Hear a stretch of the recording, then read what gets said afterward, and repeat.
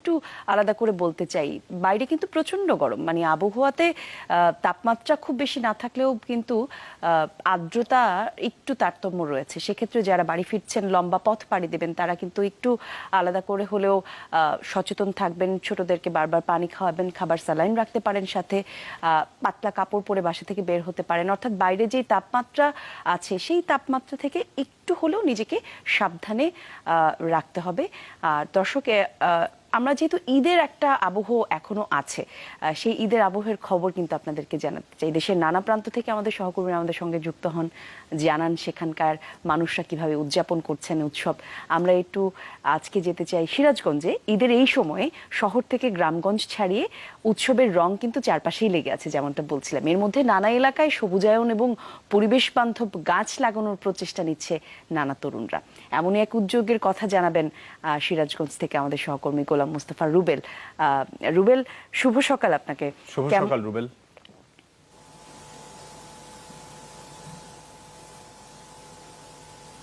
শুভ সকাল এমদাদ। আপনারা জানেন যে সিরাজগঞ্জ জেলায় কিন্তু একটি বৃক্ষের কর্মসূচি সবসময় চলে থাকে, অর্থাৎ সারা বছর জুড়ে কিন্তু অঞ্চলের মানুষ বৃক্ষ নিয়ে কাজ করে থাকে। এমন একটি কিন্তু উদ্যোগ নিয়েছে আজকে সিরাজগঞ্জের বন্যাকান্দি নাইমুদ্দিন মেমোরিয়াল উচ্চ বিদ্যালয়ের এক্স স্টুডেন্ট ফোরাম যারা রয়েছেন তারা। একটু দেখানোর চেষ্টা করি, আপনি দেখতে পারবেন যে তারা কিন্তু এখানে আজকে তাদের একটি ভিন্ন কিছু আয়োজনও রয়েছে। সেই আয়োজনের মধ্যে অভিভাবক সচেতনতা বৃদ্ধি, বীর মুক্তিযোদ্ধাদের কৃতি সন্তান যারা রয়েছেন তাদের সংবর্ধনা এবং কৃতি শিক্ষার্থীদের মাঝে সংবর্ধনা, সেই সাথে ঈদ পূর্ণমিলনী।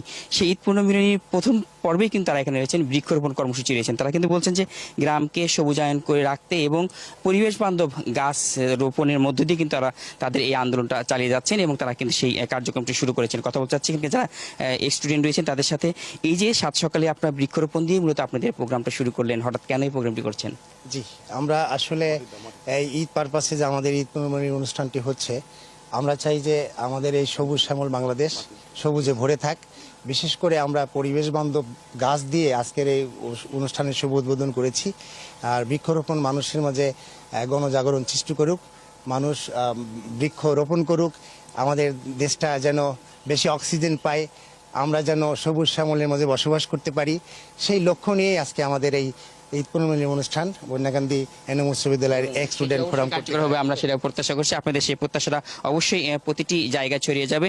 একই সঙ্গে এই যে আজকে বৃক্ষরোপণ শুরু করেছেন, বৃক্ষরোপণ কার্যক্রম চলছে, বিভিন্ন বয়সের বীর মুক্তিযোদ্ধাদের সাথে নিয়ে কাজ করছেন, কেমন লাগছে এবং গ্রামকে কিভাবে দেখতে চান?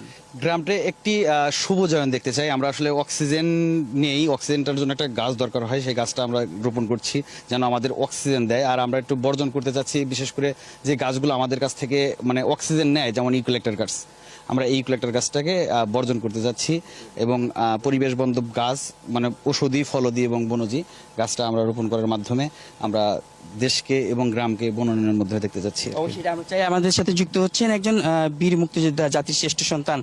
জাতির শ্রেষ্ঠ সন্তান হিসেবে এই যে গ্রামকে সবুজায়নের জন্য একটু উদ্যোগ নিয়েছে এখানকার তরুণরা, আপনার কেমন লাগছে?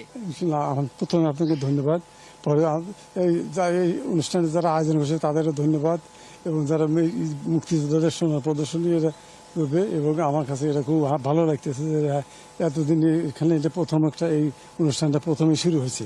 এখানে খুব ভালো লাগছে গ্রামের মানুষজন এদের যে আশা করি এই করছি এটা যেন ভালোভাবে করে, এটা আমি প্রত্যাশা করছি। অবশ্যই সেটি তারা করবে এবং আগামী প্রজন্ম যারা রয়েছেন, প্রজন্ম কিন্তু আসলে তাদের এই বৃক্ষরোপণ কর্মসূচির মধ্যে দিয়ে কিন্তু তারা গ্রামকে যে সবুজায়ন করতে এবং আজকে যে আয়োজনটি করছেন, কি কি আয়োজন থাকছে, পাশাপাশি এই সবুজের আন্দোলনটি আপনাদের চলমান থাকবে কিনা? ধন্যবাদ আপনাকে। হ্যাঁ, আমাদের এই আজকের এই আয়োজন যেগুলো আছে তার সাথে আমাদের এই প্রথম পর্বের যে সবুজায়ন প্রকল্পটা, এটা আসলে আমাদের চলমান থাকবে। প্রত্যেক বছরই হোক বা নির্দিষ্ট সময় অন্তর আমরা এই সবুজ মানে গাছগাছালি আমরা লাগাবো এবং আমাদের অঞ্চলটা আমরা সবুজায়নে ভরে দিতে চাই। এটা এই আর আমাদের আজকের যে আমাদের অনুষ্ঠান স্টুডেন্ট ফোরামের আমাদের স্লোগান হচ্ছে এসো আলো জ্বালি। আর এই আলো জ্বালিটা আসলে একা একা জ্বালা সম্ভব না, আমরা সবাই মিলে আলো জ্বালতে চাই। এখানে আমরা অভিভাবক সচেতনতা বৃদ্ধি, এটা আমরা অভিভাবকদের মানে আমরা যে বৃক্ষরোপণ অভিযানটা করলাম, বৃক্ষরোপণ করছি, এটাও আমরা অভিভাবকদের মধ্যে ছড়িয়ে দিতে চাই যে গাছের চেয়ে পরম বন্ধু আর নাই, গাছ আমাদের পরম বন্ধু, পরিবেশ বাঁচলে আমরা বাঁচবো। এই স্লোগান নিয়ে আমরা আমাদের এই বৃক্ষরোপণ কর্মসূচি, আমরা যে প্রোগ্রামই করি না কেন, আমাদের এই বৃক্ষরোপণ কর্মসূচিটা আমরা অব্যাহত রাখতে চাই। আমরা চাই এই যে এসে আলো জ্বালানোর মধ্যে দিয়ে কি আলোকে জ্বালাতে চান আপনারা গ্রামের মধ্যে?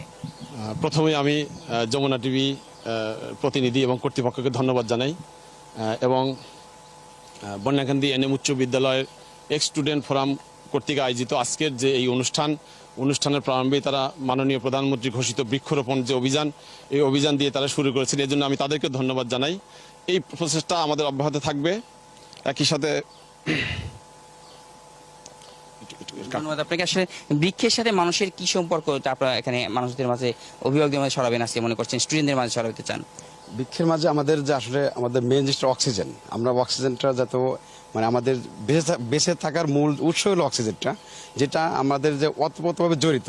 আমরা এই জিনিসটা এবং অভিভাবকদের সচেতনতা বৃদ্ধি, যে আমাদের বৃক্ষ আমাদের নানাবিধ উপকারে আসে বিভিন্ন দিক দিয়ে।